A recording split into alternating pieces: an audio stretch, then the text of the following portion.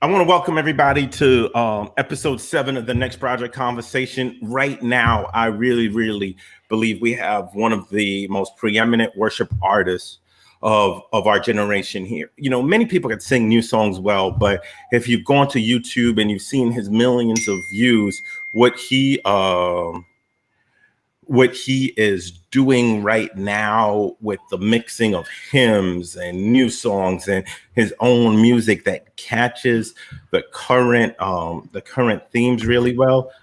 He's an amazing artist. I want to introduce my good friend Todd right now. Todd, welcome to the Next Conversations. How you doing? Man, doing incredibly well. Thank you so much for having me on, man. I'm super honored to be a part and grateful, man. Grateful that you thought enough about your boy down here in the country to bring him on with you today. So here goes my first thing. I want to hear how you're dealing with COVID and COVID-19 and worship, and how is it impacting you right now as you start? Man, it's we're trying our best. I think you guys have a little more uh things in place as it regards to the stay at home order. Here it's a little disappointing, but it just feels really loose. You know what I Mm-hmm. mean? A Mm-hmm. friend of mine was in California at the first 2 or 3 weeks of the when everything started. Mm-hmm. And then she left LA and came back here, and she was like, "Oh my God, I cannot believe how many people are out. I can't believe, like she's like, yo, in LA, I think it was the I-10. She's like, I-10, you can go take a nap on it. She's like, ain't nobody driving, everybody's home. She's like, here, it looks like a normal day with the traffic. So that's kind of freaky, man. Mm-hmm. To just kind of see or witness people not taking it as seriously as they should.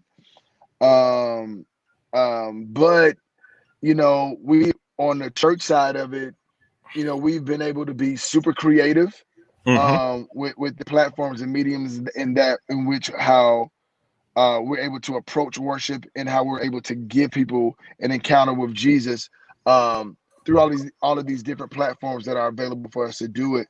And so being able to be creative and really coming together as a team and think through different settings and where could we set up and how can we present something that feels interactive and Mm-hmm. what seems um, what seems like something for somebody sitting on their couch in their PJs. How can we present this to them in such a way that it will be engaging, that somebody would want to grab their kids and say, hey, no, let's worship. Let's worship. Mm-hmm. Let's really lift our hands in this moment and engage in this moment. So going through those meetings and sitting around trying to be creative with our teams has actually been fun.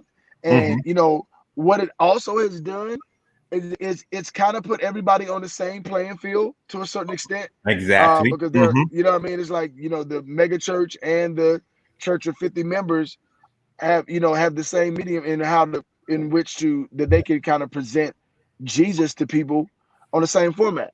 But what's also cool is that we're in a season where everything is laid back. Everything doesn't have to be so Mm-hmm. lights, camera, action. Like literally, you can set a cell phone up with a ring light Mm-hmm. and sit and talk to people and have a conversation, and that's acceptable. And it actually looks better dialed back in this season than with Mm-hmm. all the production. And Wow. that's the conversation that we're having now. Is like, yo, like how much energy do we want to put into trying to make it look like a music video versus Mm-hmm. meeting people where they are? Mm-hmm. Because I believe that this is a season where people are like, hey, I'm in my PJs right now. I'm in Mm-hmm. a t-shirt, some shorts, watching this. I Mm-hmm. don't think it necessarily has to be this overproduced thing for people to connect with. I actually think being underproduced is actually has more connectivity to it.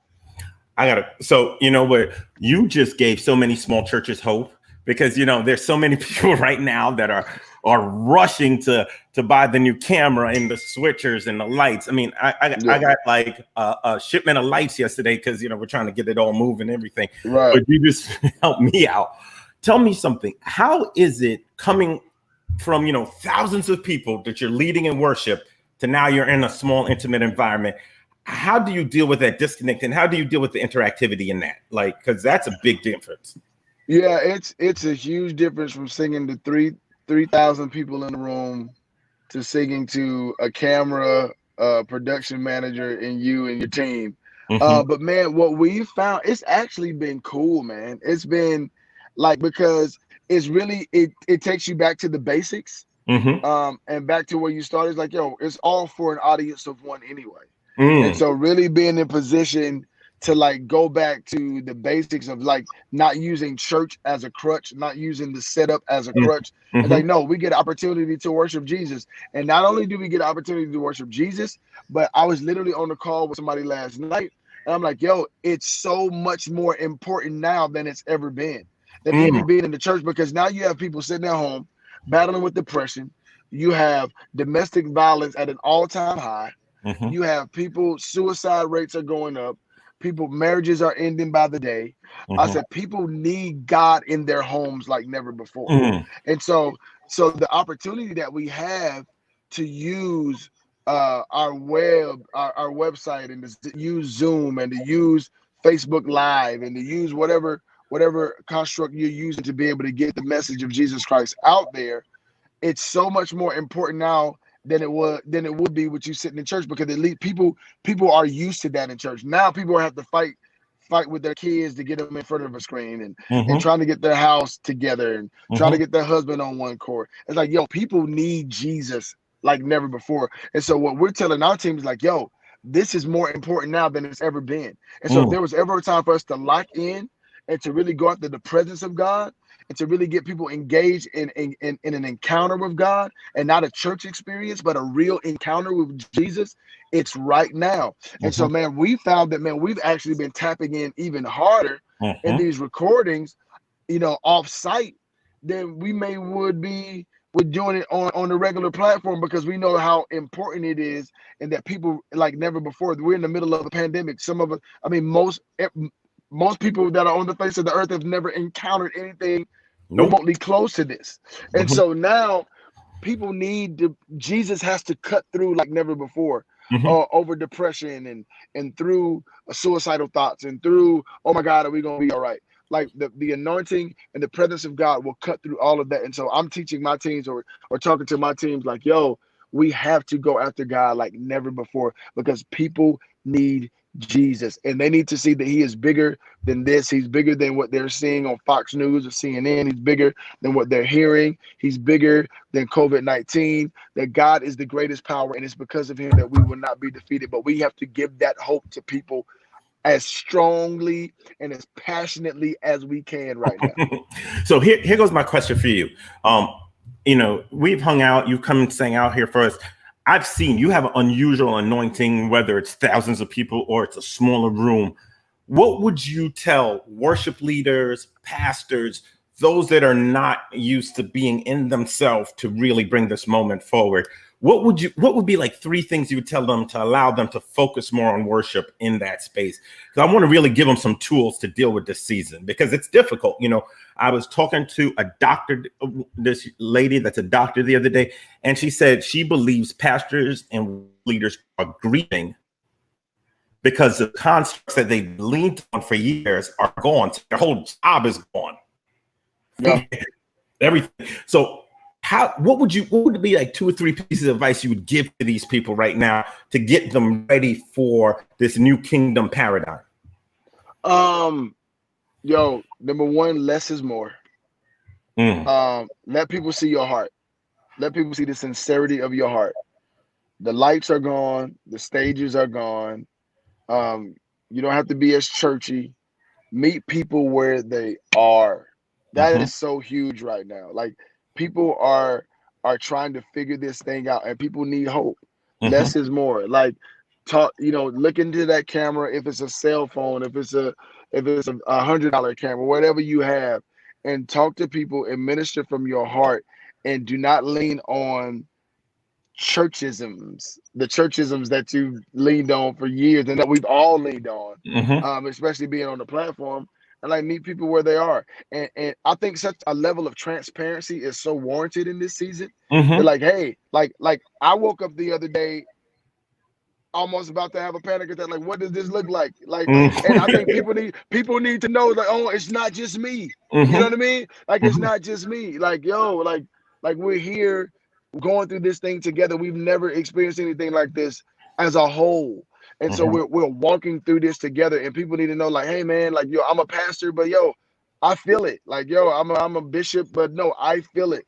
Like, you're Mhm. not the only person. I know you may be alone in your apartment, and I may be in here with my 3 kids, but this is something new, and we're all getting through this together. I believe Mhm. that level of transparency, understanding that less is more, and really just having, it's like, because we're having to teach ourselves, like, yo, this is how, when in the early church, bro, it started in houses, it was in Mhm. homes, like Mhm. that's where it started. And so really, I think we have an amazing opportunity to pastor our families in this season, to Wow. really become the head of our house as men, especially. So like, Mhm. yo, my wife called me out on that 2 days ago. I mean, Mhm. not 2 days ago, about a week ago. She was like, yo, like, she's like, why is it so easier for you to pastor your teams and to do all this stuff with your teams? She's like, I just don't see that here. She's like, no, I see you praying and I see you reading your word. And yeah, you talk to the kids every now and again about Jesus. She's like, but why don't you have that same conviction for your family? I mean, Wow. that hit hard. You know what I mean? Like, That that hit that shifts the whole hard. thing. Yeah, yeah. She was like, yo. And so I'm like, man, I have to pastor my family. Mhm. What if we don't go inside of another church for the rest of the year? Mm. What if that's the case? Like, the God doesn't stop. What God's plan doesn't stop.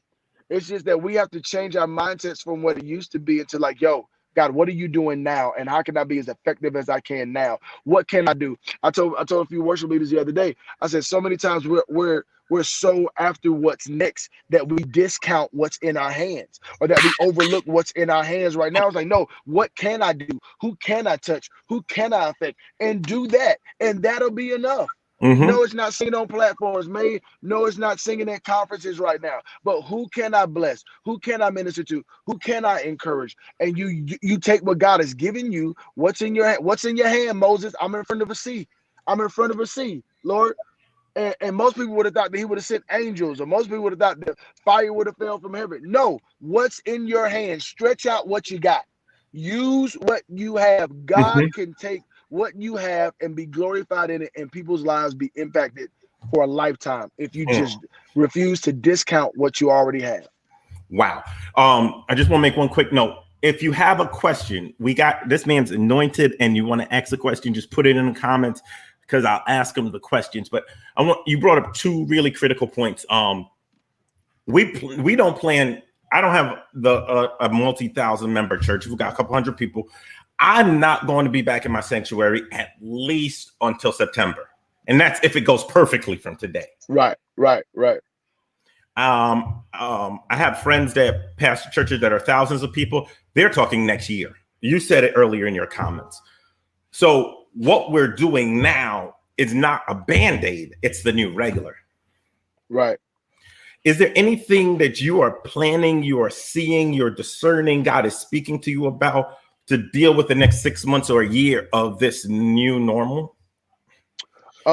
Literally right back to pastoring families, Mm-hmm. building.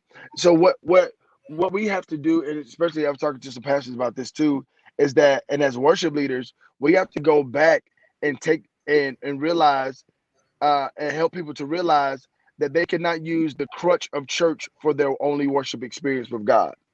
That Mm. now, if that your personal relationship with God, and God is saying, I'm gonna strip it all back.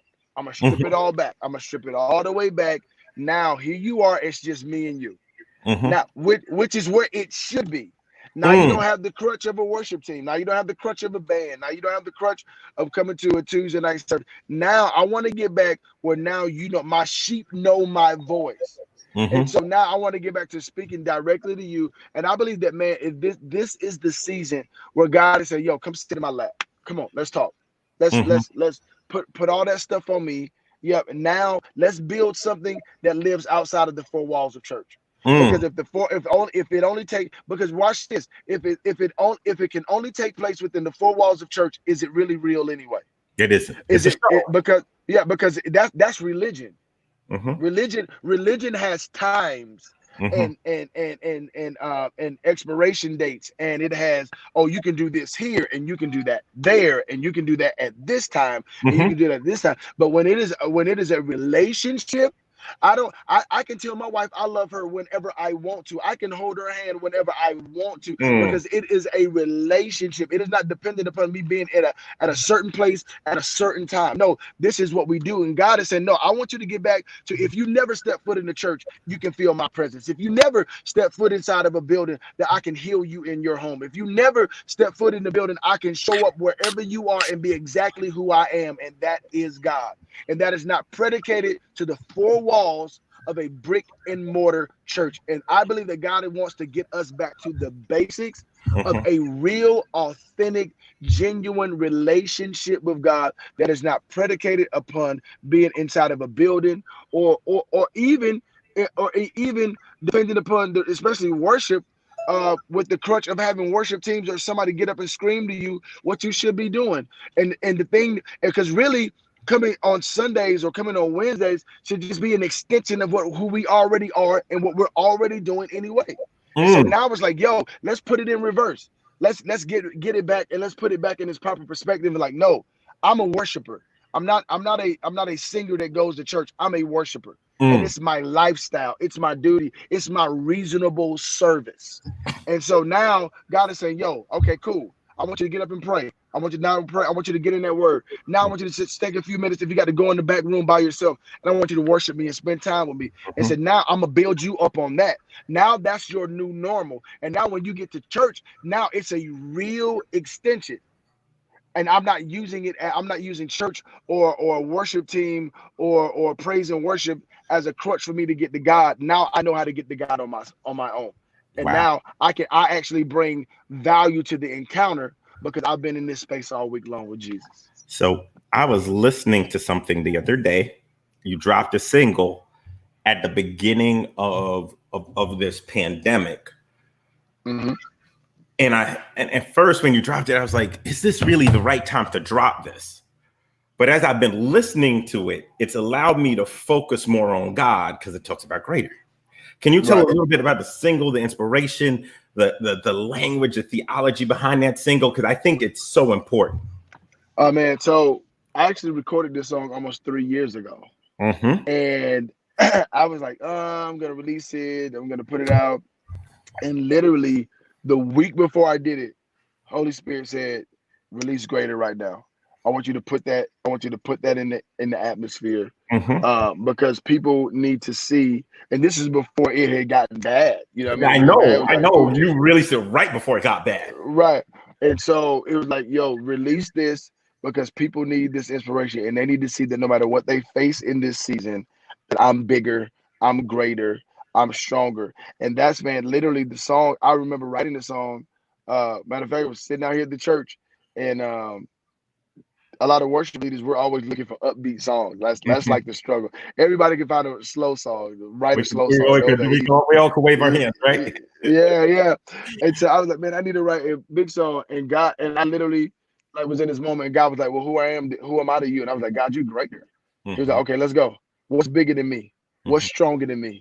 It doesn't exist. What's more powerful? Who's more in control? They don't exist.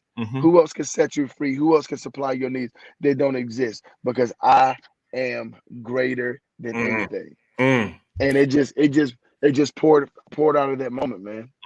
And you know, it's the crazy part. I've been seeing people post it from New York to the West Coast to the South, because I think in this season, we need to look at the divinity of God and the greatness of God, not just what he's done for us, but who he is. And I think this song captures it perfectly. Thank you. Do you have any? Okay, so I want to encourage everybody. I already bought it. My friend has some great merch.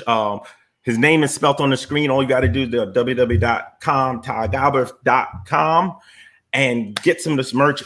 It's 15% off. It's everything $15, bro. Everything's $15. You don't want to miss it. Under.